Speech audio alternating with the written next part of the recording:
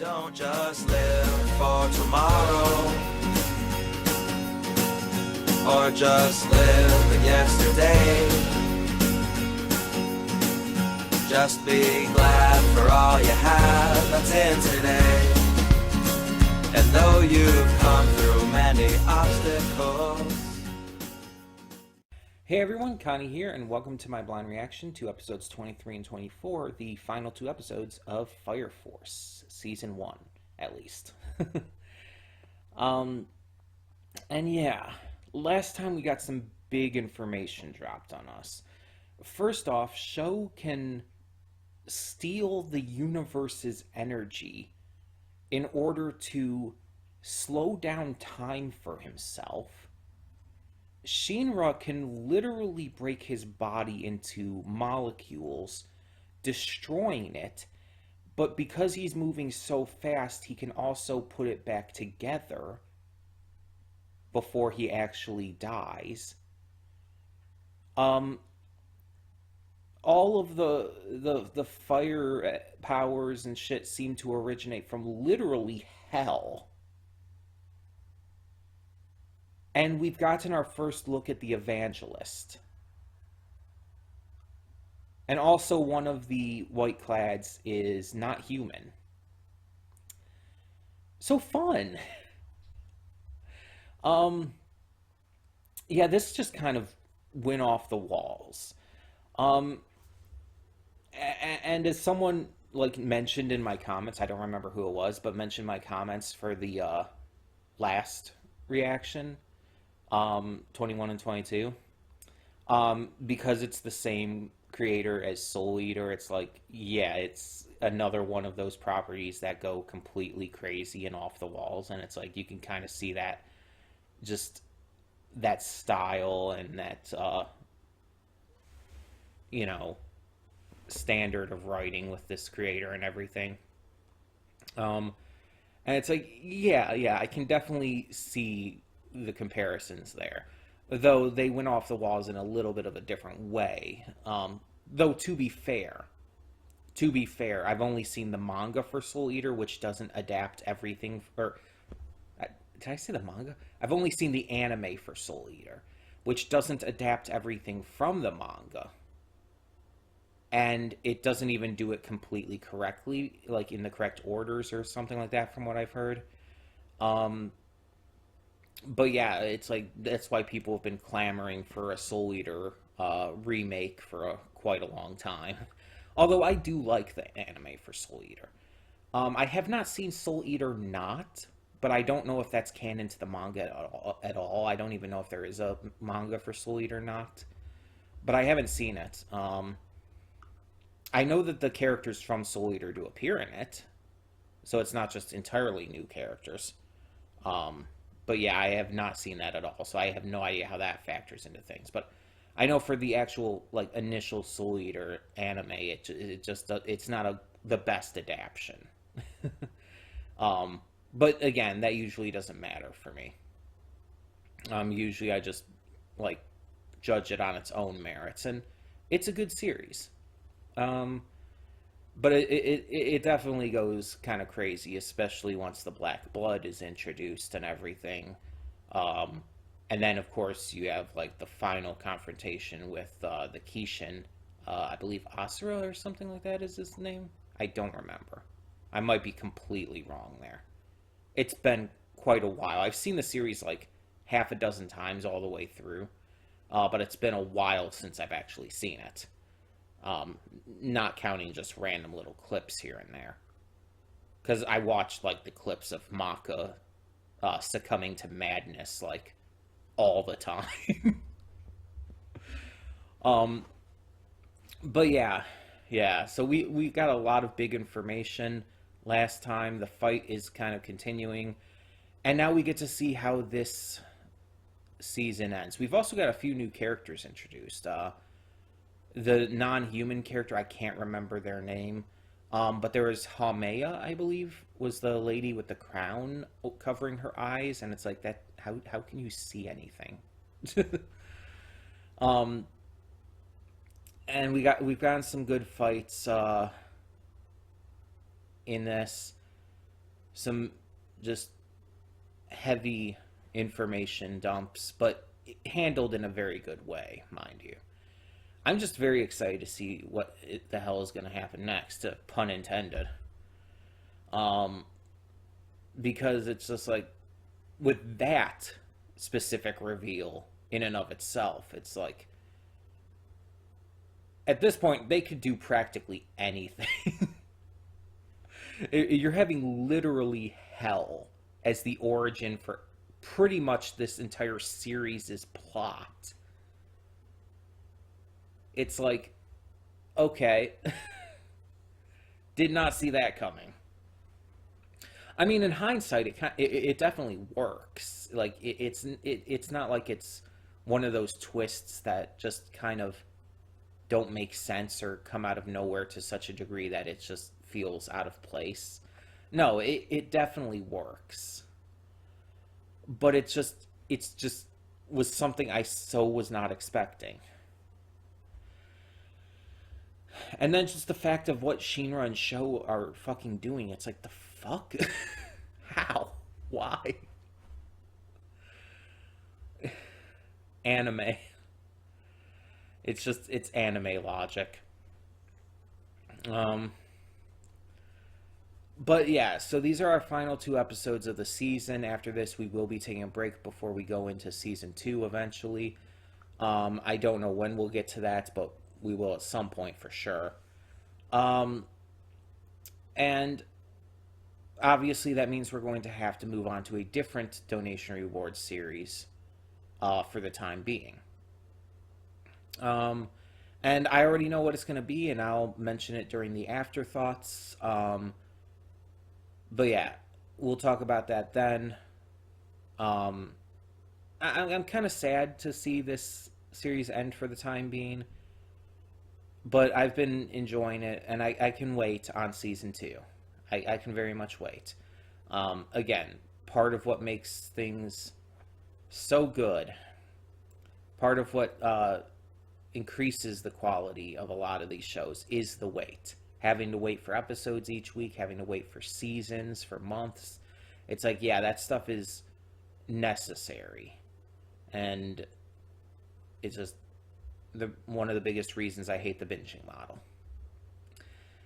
But yeah, I have talked about that in previous reactions, even previous ones this week, most notably One Piece. So I'm not going to rant on about it again here. But yeah, I'm excited to see how this ends, how this fight ends, especially. Like, what's going to happen. I assume Sho is not going to just come back with them, be redeemed and come back with them. Though that seems to be kind of what's going to happen with Lisa. Though she does still seem to be under the mind control, and I'm wondering if there is a way to erase that. But I just really don't know what's going to happen in the case of the final battle. Because it seems like the Evangelist and the Whiteclads want to kidnap Shinra, but I doubt that's going to happen for a lot of reasons. So we're just going to kind of have to see how this all just works out in the end. Let's just get this going, though, and see what these final 2 episodes have in store. So when the screen fades to black, pause this redirect and go to the description below. Follow the link to the reaction, and after you watch it, come back here to the redirect and resume play. Because after it fades to black and then fades back in, everything from that point forward will be my afterthoughts and will contain spoilers to the episode. Well, episodes. So that being said, thank you so much for tuning in, and I will see you at the reaction. And we are back, and we'll begin with spoilers in 3, 2, 1, now. So, I wanted to look it up because Arthur mentioned that Maki was underage for drinking. So I wanted to look up, like, what's the legal drinking age in Japan? And apparently it's 20. Japanese law prohibits individuals under the age of 20 to drink alcohol or smoke. So I looked up Maki's age, and she's 19. I actually thought she was a little older than that. I thought she was more like probably like 21 or 22. So yeah, she's only 19. That's interesting to know. And also, Shinra is apparently only 17 officially, though, depending on how long this series technically goes, it might, like, become 18 technically by some point. Um, because it's like, Gon from Hunter x Hunter, his official age is 12, but the series blatantly states that over a year passes during the course of the events of the show. Um, because we actively see the Hunter exam take place again. And that happens every year. And so it's like Gon and Killua are both 13 at that point. um, but it's like, yeah, so I assume Shinra could turn 18. I thought he was at least 18 years old. Because I just figured that since he's like working for the Fire Force, like officially he had to have been an adult. But I guess maybe because of their how the world is in this universe, I guess maybe just the laws and everything work a little differently in that regard. So maybe like 17 is seen more as like adult working age in the Fire Force world. I don't know. I don't know how that all works. um, I don't know how schooling really works either, because he would have had to have been training for probably a few years at least, right?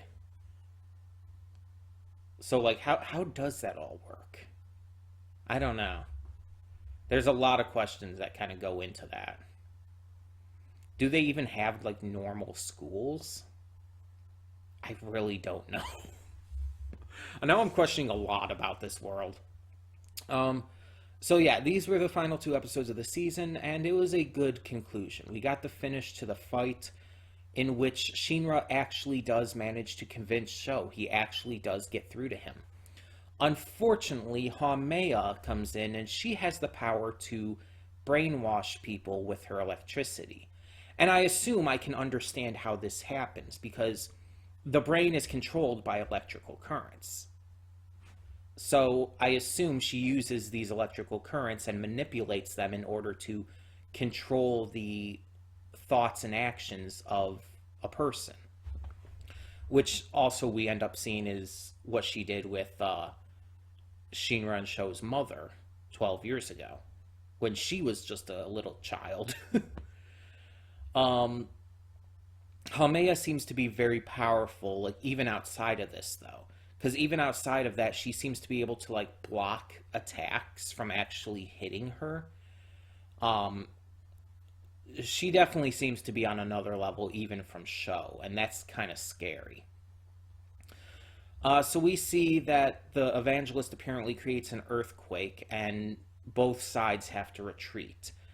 The Whiteclads don't end up getting Shinra, who ended up accidentally impaling himself on Sho's sword. Um,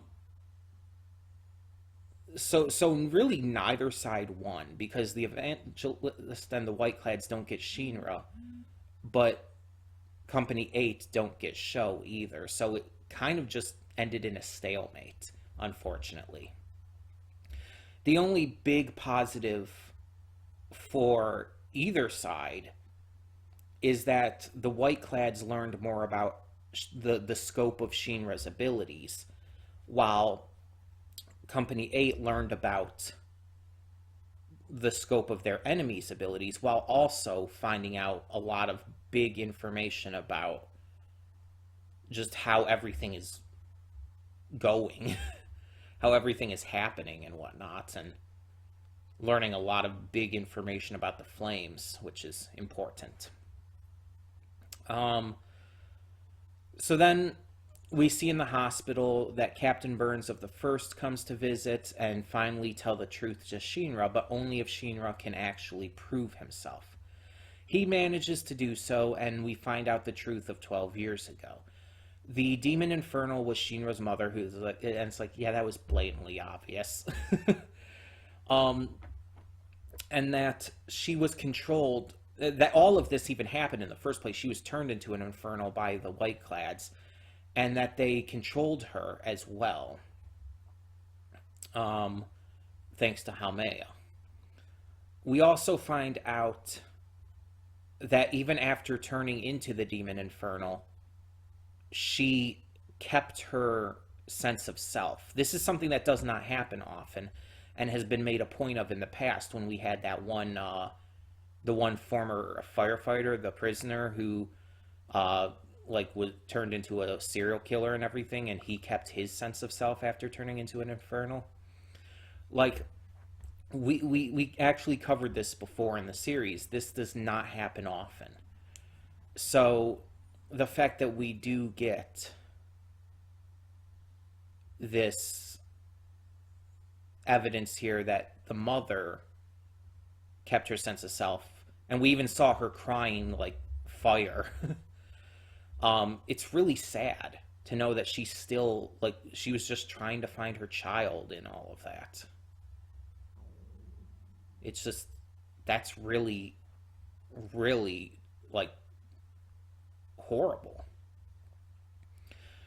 We find out why Captain Burns wears the eye patch, because he had an Adola link at some point in the past and saw the flames of the underworld of hell. And it's like, yeah, a lot of big information. And we also met the sixth, the sixth company, which is a company built upon medical training. And we met the captain of the sixth, who is really hot. Like, I don't know if I'd say she's as hot as Hibana, but definitely they're around the same level for sure. And the lieutenant is pretty damn cute too. But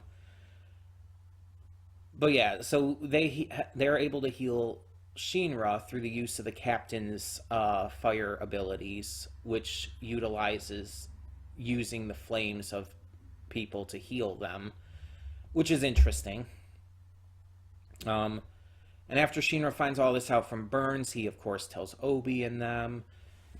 And so we kind of have to deal with a lot of that. So we got a lot of big information coming off of this. We've gotten just a lot to discuss, a lot of, like, new changes, really. Like, everything kind of changes with this. Apparently, like, if you look at the evangelist as well, like, I guess that's enough to, like, burn out your eyes too. And because of this, like, even Shinra's mother, like, had to, like, bring down her horns over her eyes just to be able to look at the evangelist. And it's like, Jesus. And yeah, Shinra managed to see her when he saw hell as well, so that's interesting in and of itself. So yeah, we don't know what happened to her though, so she could still be alive.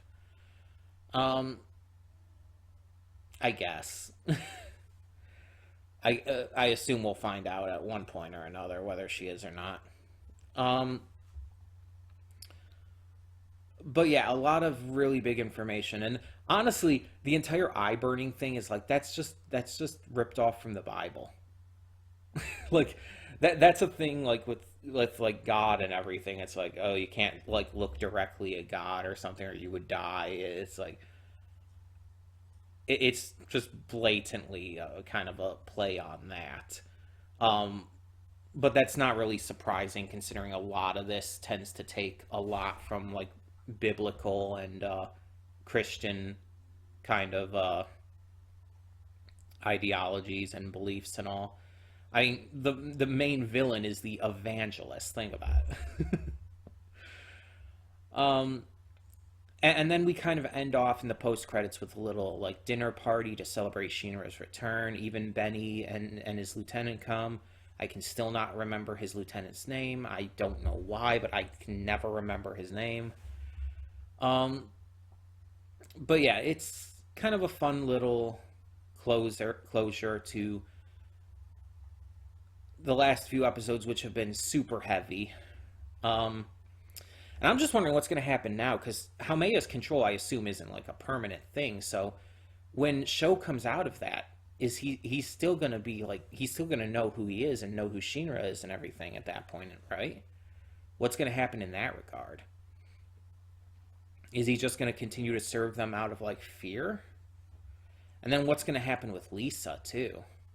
A lot of big questions that this raises. Now, obviously, we'll get to season 2 when we get to that. But like I said in the pre-thoughts, we're going to take a break. Don't want to get, pun intended, burned out on this series.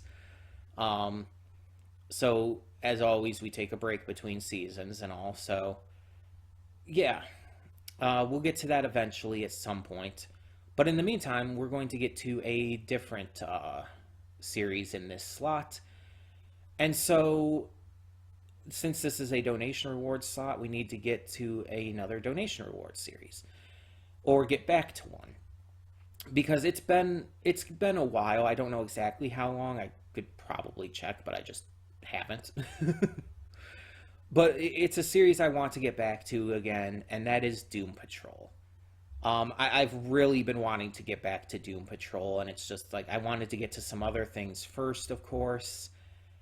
But now we're finally going to get back to it. We're going to get to season 2 of Doom Patrol, and I'm very excited to see all of our characters again. I'm very excited to see what kind of wacky shenanigans they get into. It's going to be fun. It's going to be really fun. Plus, just more of Brendan Fraser, even if most of the time it's just his voice. It's just like, it's always appreciated. Like, we just always need more Brendan Fraser in our lives. Like, seriously. The dude is an absolute gem. Not to mention he's very attractive. So yeah. But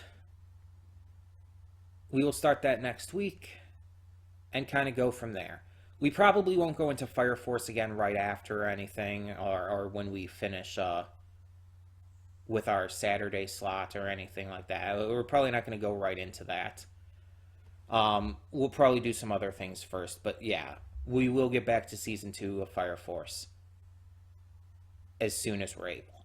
And I don't know if there's a season 3 plan. I assume there is.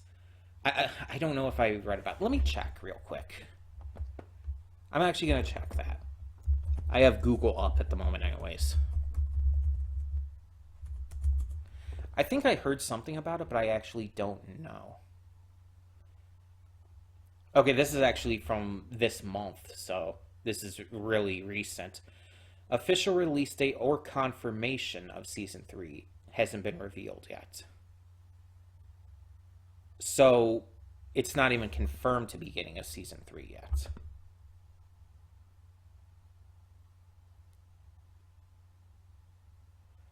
Okay, what this is saying, something here is saying, with what's released of the manga so far, there could be a slight delay.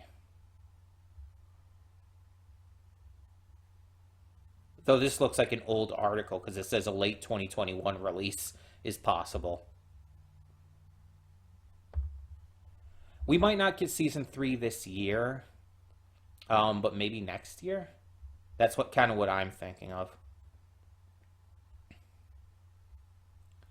Because yeah, it hasn't been, from what everything I'm seeing, it has not been confirmed at all yet. It's not been renewed for a 3rd season yet.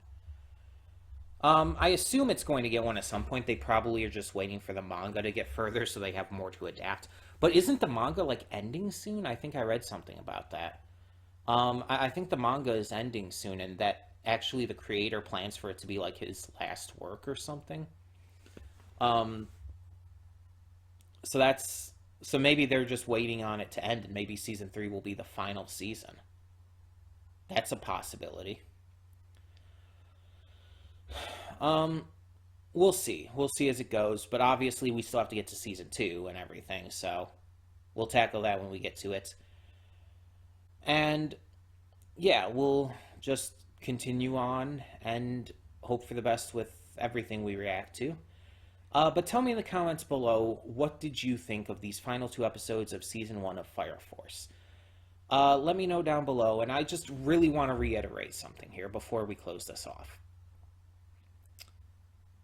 when I first started watching this, thanks to Matthew Vasquez's donation, I really didn't expect to like it. Like, this is one of those anime I really expected to just be very cliche and very uninteresting. I didn't expect anything really from it.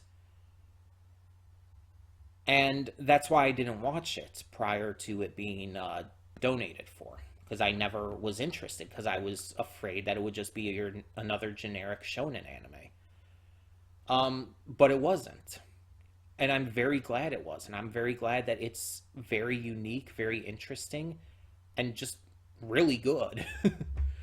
Has great characters, just great story arcs, really wonderful mythology to it. And I just really like what they do with all of it. It's not perfect. It does have some issues. Most notably, Tamaki is like the worst.